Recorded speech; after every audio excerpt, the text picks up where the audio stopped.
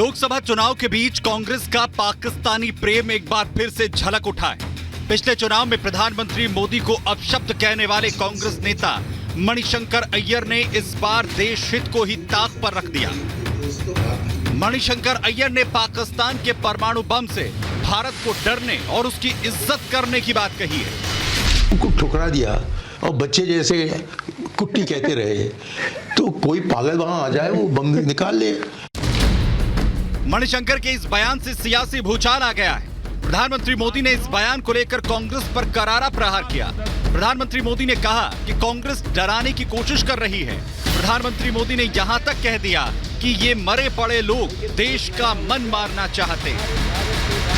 कहते हैं संभल के चलो, पाकिस्तान के पास एटम बम है, पाकिस्तान के पास एटम बम है, पाकिस्तान के पास एटम बम है।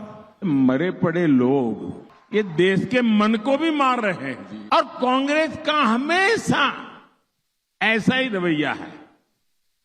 ये जो पाकिस्तान के बम बम बम की बातें करते हैं ना, आज तो पाकिस्तान का हालात ये है कि इन बम को संभालना कहां, अब तो वो बम बेचने के लिए निकले हैं। एक तरफ कांग्रेस नेता देश को पाकिस्तान के एटम का डर दिखा रहे हैं, तो दूसरी तरफ राम मंदिर के शुद्धिकरण की बात कह रहे हैं। कांग्रेस नेता नाना पटोले कांग्रेस की सरकार बनने पर राम मंदिर के शुद्धिकरण कराने की बात कही है। राम मंदिराचं आम्ही शुद्धीकरण करेंगे। कांग्रेस के राम मंदिर शुद्धिकरण वाले बयान पर बीजेपी भड़क उठी। बीजेपी ने कहा कि कांग्रेस एक तरफ पाकिस्तान के सम्मान की बात करती है और दूसरी तरफ राम मंदिर का अपमान करती है। कांग्रेस नेता का ये बयान राष्ट्रपति द्रौपदी मुर्मू के द्वारा रामलला के दर्शन करने के तुरंत बाद आया, जिससे उनकी दलित विरोधी मानसिकता झलकती है।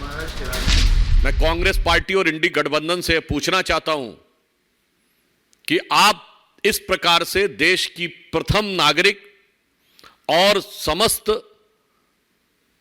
शेड्यूल्ड ट्राइब समाज, आदिवासी समाज का इतना घोर अपमान करने पर क्यों आमादा है?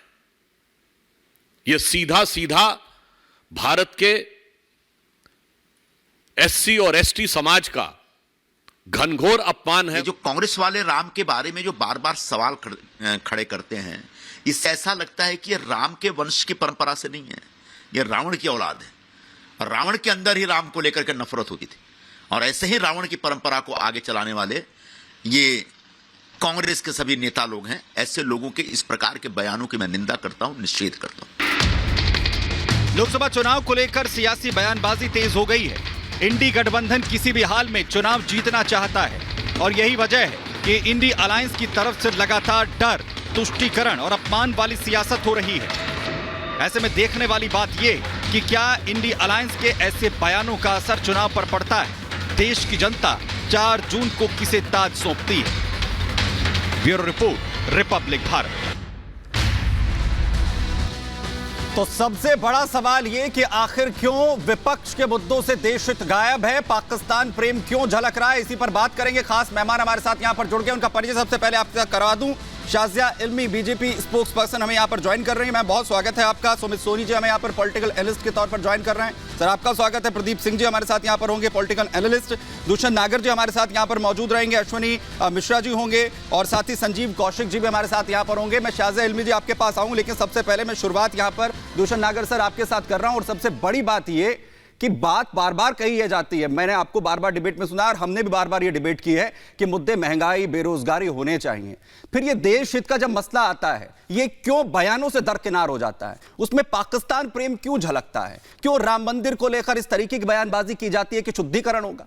वहां ये बयान क्यों नहीं एप्लीकेबल होते हैं, वहां स्टेटमेंट क्यों नहीं आती है? देखिए, आपने इंडिया अलायंस या कांग्रेस पार्टी के मैनिफेस्टो में जिन शब्दों की आप बात कर रहे हैं, या जो उनके स्टार कैंपेनर है जिनकी सूची मीडिया में जारी की जाती है, उनके द्वारा इन शब्दों का प्रयोग करते हुए सुना है। मणिशंकर अय्यर नहीं है सर, और मणिशंकर अय्यर 2018 को नेता नहीं मानते आप लोग। 2018 में ना वो प्रचार अभियान समिति में है, ना वो कोई किसी भी ऐसी जो नीति निर्धारक समिति है उसमें कहीं सदस्य है। वो अपने लेवल पे कहां कहे, क्या बोला क्या नहीं बोला, हमें क्या पता। देश को उनसे कोई लेना देना नहीं है। देश को लेना देना है कांग्रेस की 5 गारंटी 25 न्याय हर माता बहनों के अकाउंट में 4 जून के बाद सरकार बनेगी, 1 लाख रुपया वार्षिक उनके खाते में आएगा।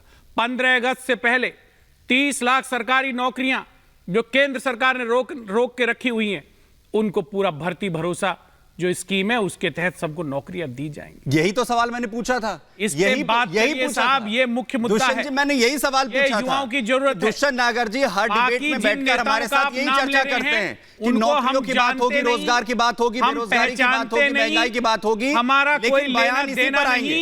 बयान आएंगे पाकिस्तान को इज्जत देनी चाहिए। मैं शाहजहा का किसी से कोई लेना मैं आपके पास आऊंगा। मैं शाहजहा जी का एक स्टेटमेंट पर लेता हूं, फिर उसके बाद डिबेट को हम पूरी तरह ओपन करेंगे। शाहजहा जी, बात यह है कि महंगाई बेरोजगारी की बात एक बार फिर से यहां पर दुष्यंत नागर सर ने कर दी। वो कह रहे हैं कि यहां पर बात उन्हीं मसलों को लेकर हो रही है। और कौन है मणिशंकर अय्यर?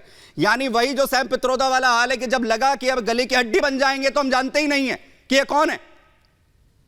भाई कमाल है सच में, और ये सोचने वाली बात है कि एक बार नहीं कई बार मणिशंकर अय्यर क्या कुछ बोल गए हैं, क्या कुछ बोल रहे हैं। कभी बात करते हैं प्रधानमंत्री जी की, उनको चाय वाला कहते हैं और मजाक उड़ाते हैं, सोचिए। फिर कहते हैं नीची जात वाला। अब देखिए पाकिस्तान जाते हैं, वहां पे बाकायदा भीख मांगते हैं और वहां पे गुहार लगाते हैं कि पाकिस्तान किसी तरह से हमें बचाओ, हमारी जमहूरियत को खतरा है। अब भाई साहब यहाँ पे साफ तौर से क्या बोल रहे हैं कि देखिए हमें डर कर रहना पड़ेगा। तो मतलब आप भाजपा के खिलाफ बोले, समझ में आता है, आप पाकिस्तान परस्त भी हो, ये भी समझ में आता है, लेकिन आप हमारे सैन्य बल, हमारे देश और देश की ताकत का ऐसा अपमान करेंगे। आप मतलब नीचा दिखाएंगे भारत को और भारतीयों को और हमारी सैन्य शक्ति को, और कहेंगे कि भैया हमें डर के रहना चाहिए। क्या हालत है पाकिस्तान की, वो आप भी जानते हैं मणिशंकर अय्यर। थोड़ा बहुत। और दूसरी बात, दुष्यंत जी के लिए मुझे बहुत बुरा लगता है।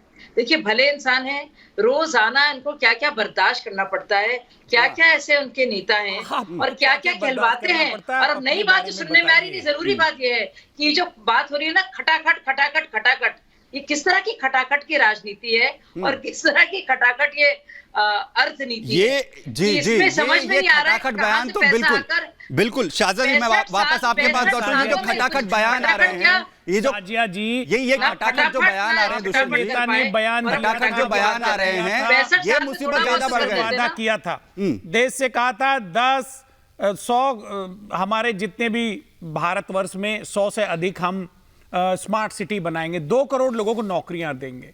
काला धन मणिशंकर अय्यर क्यों नहीं पूछ रहे हैं सबके खाते में? दुष्यंत जी क्यों नहीं सैम पित्रोदा ओवरसीज के अध्यक्ष आपके सवाल पूछ रहे हैं कि इस्तीफा लेना पड़ जाता है उसके बाद? लेकिन कुछ उन्होंने क्यों नहीं पूछा कितने स्मार्ट सिटीज बनाए, कितने आपने जो है ट्रांसपोर्टेशन बनाया है, कितनी अर्थव्यवस्था बनाई है, कितना जीडीपी आपका चला गया है? वो कहते हैं इज्जत पाकिस्तान को दो। 70 से दुष्यंत जी वो कहते हैं कि इज्जत पाकिस्तान को दो। पे चुनाव लड़ रहे हैं, 70 से ज्यादा एमपी का चुनाव, इनके प्रत्याशी जो है उनका बैकग्राउंड कांग्रेस का, हमने ठेका ले रखा है क्या उनका? हाँ। कौन क्या कह रहा है, कहां चला गया? वो भी तो सवाल है ना, देना नहीं है हमारा। कांग्रेस से है तो क्यों भाग कर आए? पेड़ा जी चलेगी, परसों जी फलाने पेड़ा जी चलेंगे, हमारा कोई लेना देना नहीं। आप जानो, आपका काम जाने।